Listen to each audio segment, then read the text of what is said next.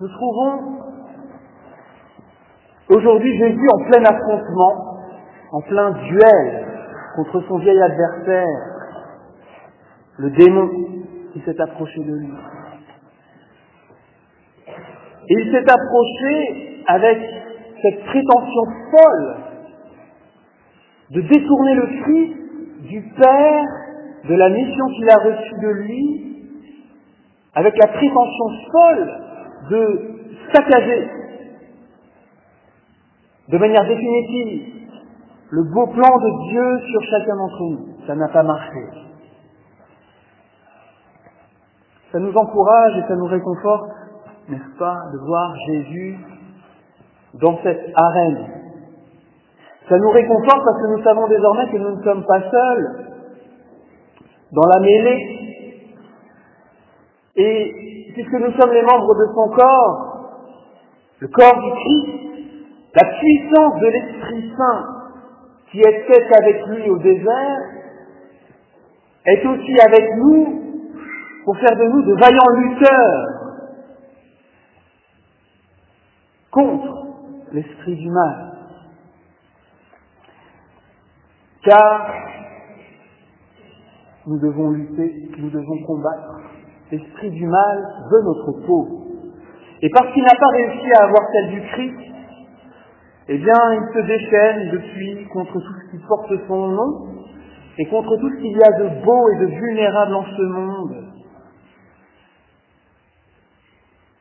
C'est pour nous que Jésus a affronté le tentateur, c'est pour que nous en soyons libérés, et c'est en raison de cet amour qu'il nous porte, à vous et à tous les vôtres, que je tiens à vous dire aujourd'hui 2 mots sur un sujet des plus graves et qui concerne notre jeunesse.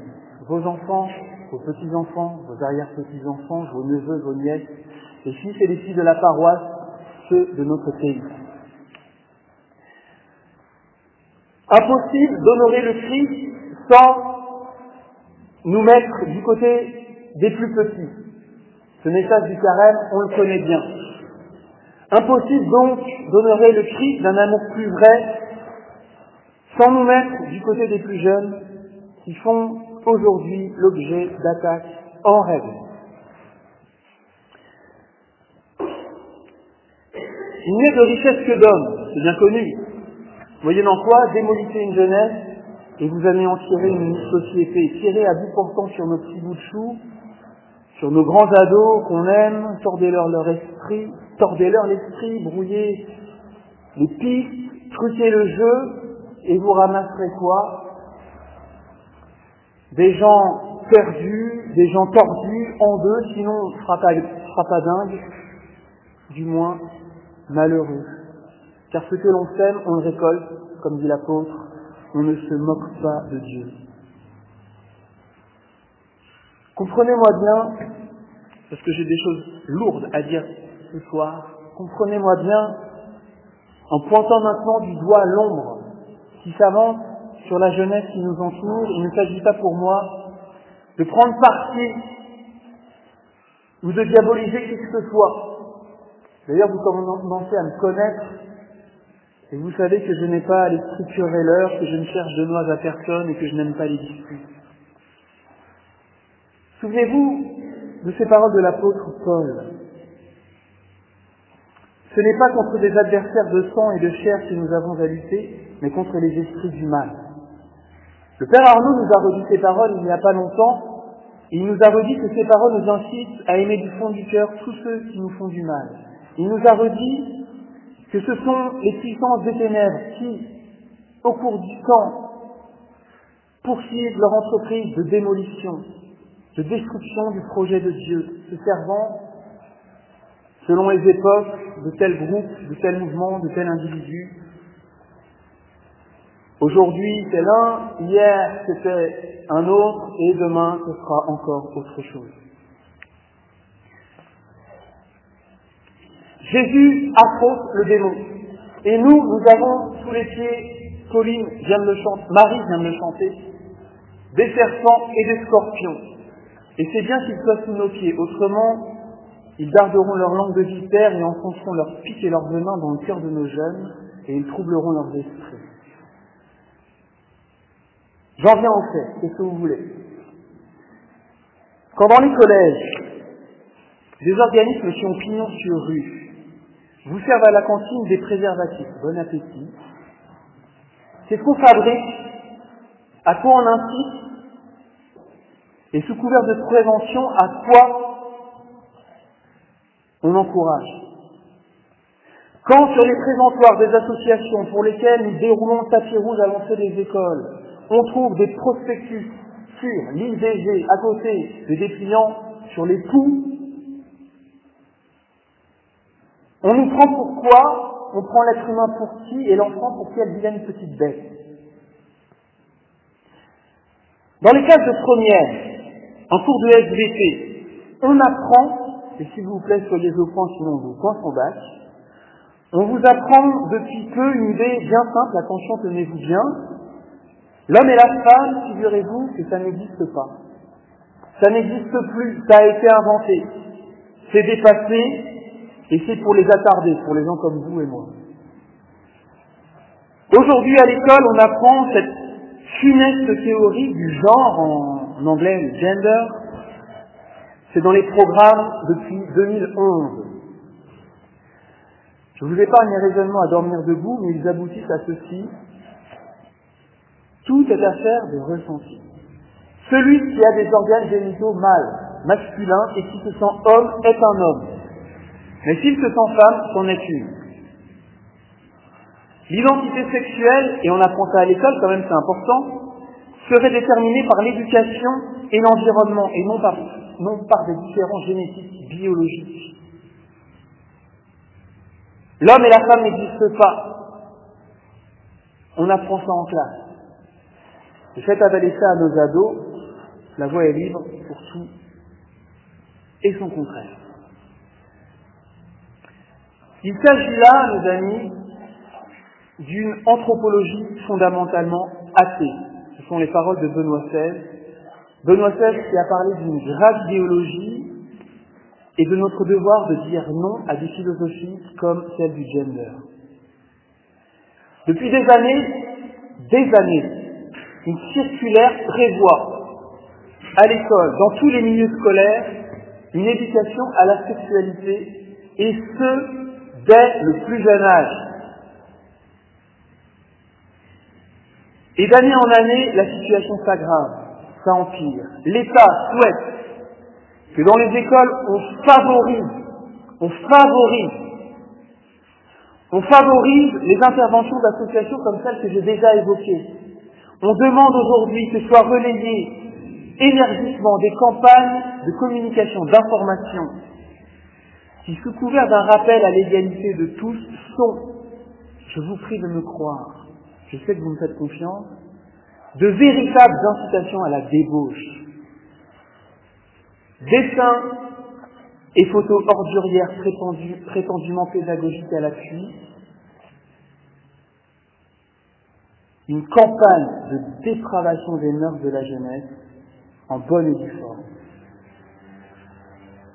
Ce que j'ai vu, ce que j'ai lu, ce que vous avez vu et lu peut-être, comme dit saint Paul, on a honte même d'en parler. Et je vous passe les détails parce que vous seriez peut-être choqués d'entendre ça dans la bouche d'un prêtre, mais vos enfants y ont droit. Moi, je vous l'avoue, les bras m'en tombent. Les bras m'en tombent, mais ça n'est pas tout. Dans nos valeurs, l'éducation vise à arracher les enfants aux déterminismes sociaux et religieux et d'en faire des citoyens libres. C'est un ministre qui l'a dit à l'Assemblée nationale. Ces propos, mes frères, sont inacceptables. Ils sont inacceptables et en disant cela, je ne fais pas de politique, c'est trop clair. C'est en pasteur que je parle, en berger qui craint les rôdeurs et les agneaux, les loups déguisés en agneaux, en pasteur à qui des enfants et des jeunes ont été confiés. L'éducation vise à arracher les enfants aux déterminismes sociaux et religieux. Qu'est-ce que ça veut dire? Sans doute qu'il faut les endoctriner en versant dans leur petite tête la sauce indigeste dont je vous parle depuis quelques instants, arracher les enfants aux déterminismes sociaux et religieux. Mais qui éduque les enfants? Qui leur apprend l'art de vivre ensemble, filles et garçons, hommes et femmes, sous un même toit d'abord, c'est-à-dire à la maison? Qui leur parle de papa, de maman, de leurs frères, de leurs sœurs, de papy, de mamie, de leurs petits cousins qui viennent d'être, oh c'est un garçon? Qui les éveille à cette différence et à cette merveilleuse complémentarité? Qui sème dans leurs âmes les germes de la foi, quelle qu'elle soit? Qui leur parle de la prière? Qui leur parle de Dieu et de son merveilleux plan d'amour sur la famille humaine, sur chaque famille humaine et sur celle qu'ils fonderont un jour peut-être? Qui? Eh bien les parents. Eh bien les parents. Impossible donc d'arracher les enfants à cette vision des choses, de l'amour, de la vie, de la sexualité, de la famille, sans court-circuiter d'une manière totalement injuste le rôle et l'autorité des parents. Ici, il faut que les choses soient dites clairement. Et je cite Jean-Paul II, 3 phrases. La famille, qui selon le dessein de Dieu est la cellule de base de la société, est sujet de droits et de devoirs antérieurs à ceux de l'État et de n'importe quelle communauté. 2. L'Église prend ouvertement et avec vigueur la défense des droits de la famille contre les usurpations intolérables de la société et de l'État. 3. Chaque famille a le droit d'éduquer ses enfants conformément à ses propres traditions et à ses valeurs culturelles et religieuses.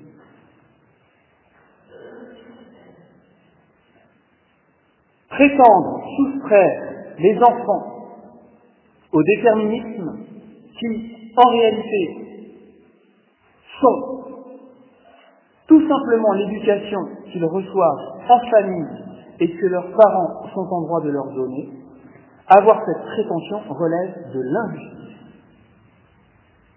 L'État, qui arbore encore la tarte à la crème du progrès, l'État en dépit des beaux discours sentimentalistes, l'État n'en a pas le droit.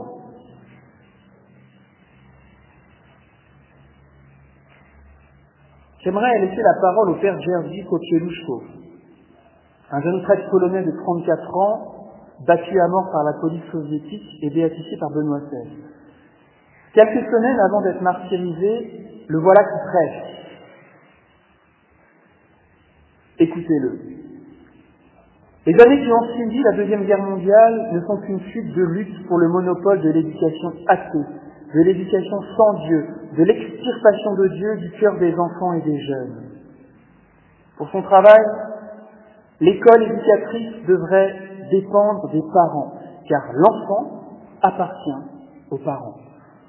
Ce n'est pas l'État, mais les mères qui mettent au monde les enfants. Pour cette raison, l'école ne doit pas détruire dans l'âme des enfants les valeurs que la famille leur enseigne. Le pouvoir ne doit pas imposer sa religion ni sa conception de la vie.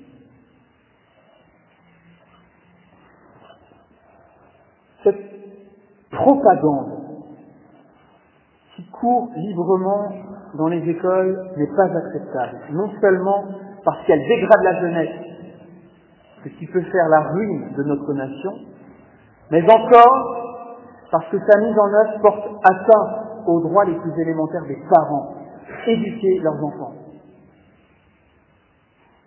Cela, mes frères, nous avons le droit de le dire. Nous avons le droit de le dire, nous avons notre liberté de conscience, nous avons le droit de ne pas baisser la tête devant un conformisme qui devient obligatoire, devant le diktat de plus en plus pesant d'une pensée unique.